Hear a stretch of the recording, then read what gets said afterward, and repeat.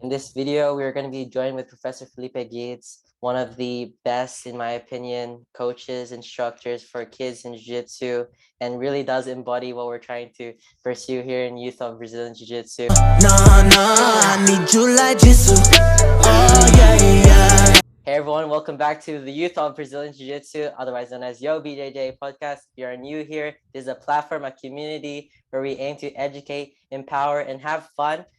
Speaking with our special guests and sharing each other's stories. I'm so honored and privileged to be joined with someone who I really look up to and really aim to embody, as a coach and as a person, Professor Felipe Guedes. Round of applause, everyone. Here. Yeah, for sure. Man, first of all, congratulations. I have been watching you online and flourishing and taking up the challenge of, being a good jiu-jitsu ambassador. And man, you've been doing a great job. It's just part of me is happy, part of me is sad because I'm start feeling old because I remember when I first met you here, when you came to compete at the Pan Ams here, Yes. just like this small talent child, hard worker, but who would have known, right? That a few years down the road, you'll be like doing an interview with me. So that's magic, man. That's amazing, guys. Yeah, it's an honor to be here. Every chance that I have to share a little bit of what jiu-jitsu is, the power of jiu-jitsu and the power of Gracie Barra and what it has done for me and for others. I always take up on that opportunity because I want the world to be a better place, and I think definitely the world is a better place. The more jiu-jitsu we have, right? So a little bit of my background is well, I was born in Sao Paulo, Brazil. Long story short, I lived there until I was 22 years old. You know, regular guy. Try to always stay away from trouble as much as I could, but be able to accomplish some important things down there as well. And I was actually a dentist at that year early age, and came to United States in 2002, so 19 years ago, and just ended up falling in love with this place from 1 year to 2 to 3 to 4. Primary goal was not to be involved with jiu-jitsu when I moved here. But I started missing jiu-jitsu so much. It's always been my passion, one of the things that I love, from the bottom of my heart. I always wanted to train at Gracie Barra, especially because of Professor Márcio Feitosa, one of my idols. And I always admire Gracie Barra for the school that Gracie Barra was. I was a blue belt at a time because I got my blue belt back in Brazil. And I got lucky enough to be in the right place at the right time.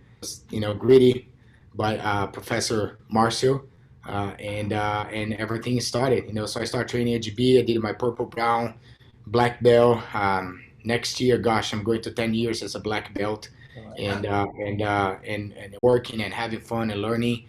I get to meet Professor Flavio Almeida. So Professor Flavio Almeida he became like one of my best friends, my mentor, my professor. And when he decided to open a Gracie Barra San Clemente school back in 2008, he wants me to be his right hand guy and a program director and learn. And I just took up like, yeah, let's do this. And it took me 5 minutes to say yes, I accepted the offer. Let's go. 13 years later, and we have served this community in a lot of different ways. We have had so far a little bit over 3,000 students. So 3,000 students that actually got registered here to train with us. Now I was trying to do my best, to make Master Carlos proud, to make Professor Flavio proud, to make Professor Marcel proud as well. So anything that he would put it on my hands, I would try my best to excel and try to just make them proud. We really excel a lot here in San Clemente, our Strong Kids program. We're very proud of it. Yeah, that's incredible and an amazing story that you share with us, Professor.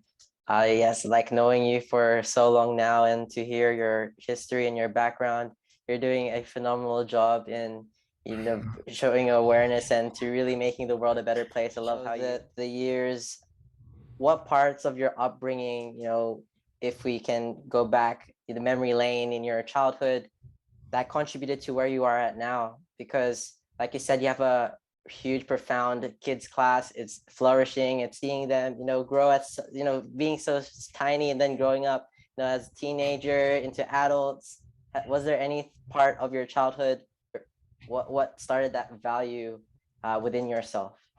I tried to do some soul searching, and I think that one thing that I could kind of connect a little. Well, one, I'm like a people's person, so I just love to make friends and love to meet new people, and I always love kids, even before like I knew I was gonna have to be like teaching kids jiu-jitsu for kids, right?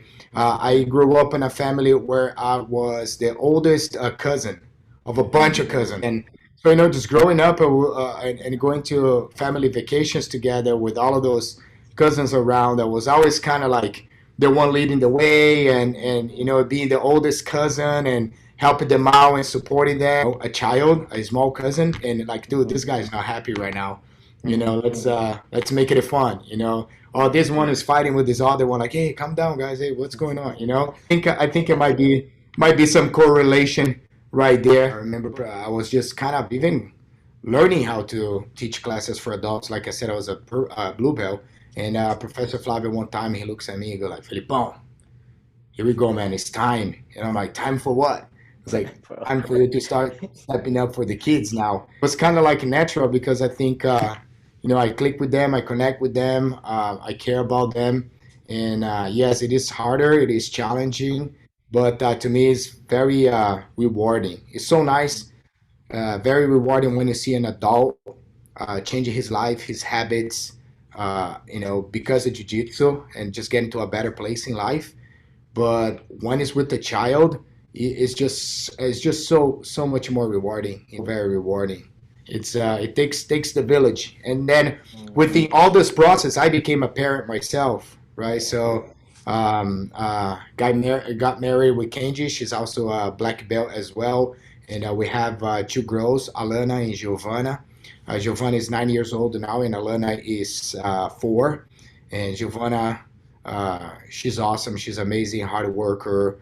Alana is becoming a little awesome human being as well before years old, but she's very feisty, and yeah, so it's been a good journey so far. Also an important part of your journey, okay, and I think other jiu-jitsu practitioners have accomplished is going from a conventional to to an extent unconventional role. So you said that you pursued dentistry, and I believe that that's a conventional career that we choose to pursue in life. And jiu-jitsu, I'm sure back in the days that it wasn't a role that too many people hopped on. And Yeah. so I want to ask you, why did you make that transition into full-time BJJ instructor?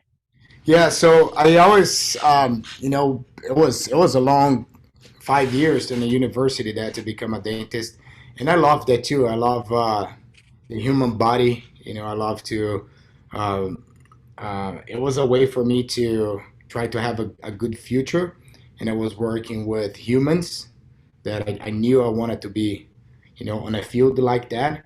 And sometimes I even try to associate, you fix somebody's teeth, and the person that is not shy at all, and then people, the ladies that will come and smile with their hands on their mouth, and the next thing you know, they're coming in the office again, and they have like lipstick on, and they're like smiling back again. They're bringing so right. Um, I still have members of my family that just think I'm crazy. Like, what the heck are you doing, man? You're a dentist, just teaching jiu-jitsu, And I use the words of Professor Scott here. That is my the main instructor here for the kids program. He's amazing, man. And he says, man, what else can I ask for? I come to work barefooted. I get to help these kids to become good humans. Everybody supports everyone. Like, what else can I ask for? Flavio came in the picture and invited me to be part of San Clemente. And I was kind of like, okay, I love jiu-jitsu, and why not? It's kind of like my last shot, let's see what happens. And San Clemente open, and you get involved. The next thing you know, I had to pinch myself, like, what? Like, am I be able to like pay my rent with jiu-jitsu? Like, what? And then from there, you just start getting more, older, more mature, and you start be able to make the school grow more, and more opportunities will come. And the next thing I'm with the family, and I'm happy, and so it was kind of a transition that it happened with me. It wasn't something that I was chasing for so many years. I want to be a jiu-jitsu instructor. It just kind of organically happened with me. It's my life. Best decision I've made. I don't think I could go every day to an office just you know Yeah. between four walls and just do the same thing over and over every day. I think it was a good choice. The process for you was organically, because I do believe that life works in mysterious ways, and we have opportunities that are provided to us very unexpectedly, and then it's up to us. I think what you did, Professor, was following your heart. Despite what others, the expectation that there was for you, you pursued something that you love, and you have truly been rewarded with your hard work. And that's crazy, like how much life experience and the ups and downs that you have been undergoing, the responsibility, because you are of course a head instructor at Gracie Barra San Clemente, but you also mentioned that you are a dad to Alana and Giovanna. And so those two roles are big responsibilities, I'm sure, for you. So how have you managed to balance both? uh yes, it's always challenging, like everything that is important in life, right? You have to make sure that you give enough energy and time to the things that are important, and you don't drop the ball on those things, right? I've heard an analogy before of people talking about you juggling rubber balls, and your work is a rubber ball, your friends a rubber ball, or and then you have your family, which is like a glass ball, and that's the one that you don't want to drop because it could be devastating, right, if it cracks. But I'm always striving, man. I'm not perfect in any ways. I'm always striving to be a better dad, a better husband, a better father, and do I want it to be more at home? Yes, I do.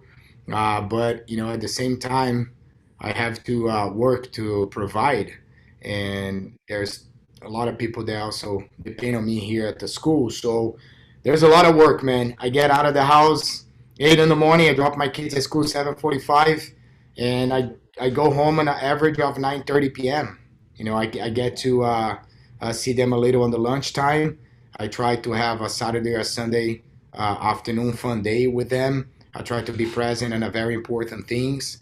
I'm still working on try to find ways where I could use more time for family. To be honest with you, I don't want to come here and say like, oh yeah, it's everything's perfect, I'm balanced and I'm being awesome. No, it's rough. It's rough because you got to get things done.